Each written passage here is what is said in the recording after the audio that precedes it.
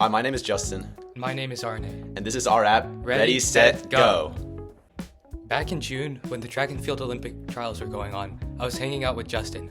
Justin was getting all excited watching people jump over what I now know are called hurdles and was yelling out the times people ran, which meant almost nothing to me.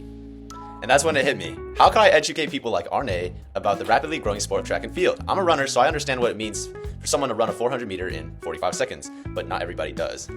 And that's how Ready, Set, Go came to life. My desire to learn about track and field, along with Justin's mildly insane obsession about the sport, led to the creation of a website that anyone can use to dive into track and field fandom.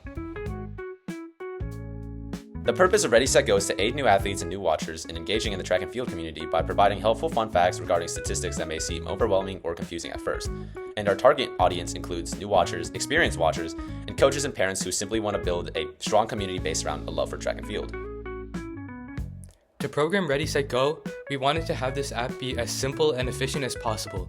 To do that, we used the three musketeers of coding languages for web development. We used HTML, which is core for the structure of the website. Then we used JavaScript, which is essential for the backend and to make sure all the logic works well. And finally, we used CSS, which makes the website look pretty. To program Ready, Set, Go, originally I learned most of my web development through watching the YouTuber Tank Taught Games on how to make a cookie clicker type website. But for this website, specifically Ready, Set, Go, I used W3 Schools and other tools to learn how to program efficiently and cleanly. To do that, I used Visual Studio Code as the IDE and used the HTML extension to make sure I could compile the code correctly. And then I used Google Chrome web developer tools, which allowed me to visualize the website, use console to debug errors, and see all of the elements in real time. Let's run you through what a user might see their first time using our app.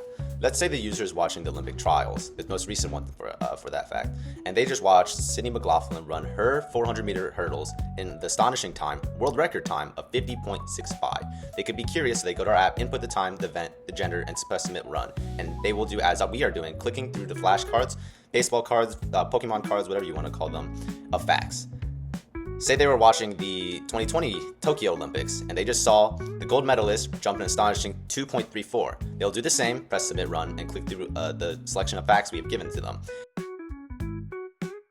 Now, at the most recent Olympics, where Armand Duplantis pole vaulted 6.25, setting his 10th world record, breaking his own world record 10 times, a user might input that, being curious, and press submit run like they did with the past ones, and click through the fun facts that they just saw. Now it's your turn to explore what the track and field community is all about. Ready, set, go!